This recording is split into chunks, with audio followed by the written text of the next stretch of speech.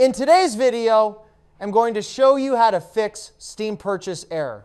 When you encounter a Steam purchase error, whether it's an unexpected error has occurred, transactions stuck on pending, or seeing messages like your transaction cannot be completed because you have another pending transaction, it typically means something disrupted the payment process.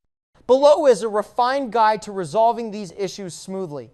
Often, the fastest fix is disabling any VPNs or proxies. These can interfere with Steam's payment validation, causing timeouts or flagging your transaction.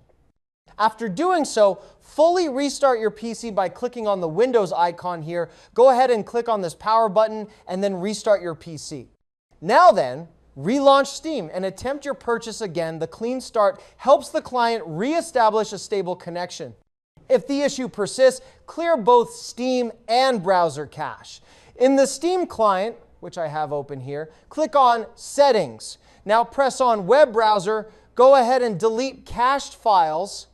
For the store purchase window itself, follow Steam Support's recommendation to delete all files in the Steam installation folder except steam.exe, .exe, Steam apps, and user data to refresh internal components. Then reboot your system before trying again.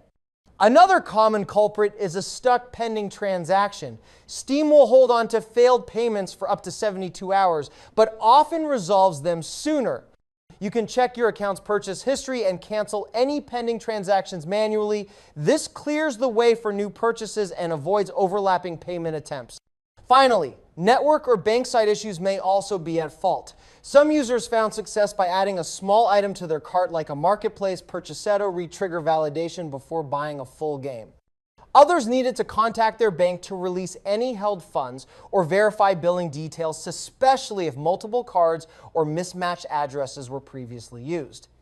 If none of these steps resolve the issue, submitting a ticket to Steam support and providing them with purchase attempt details is the final recourse. Yeah, thank you for watching this video.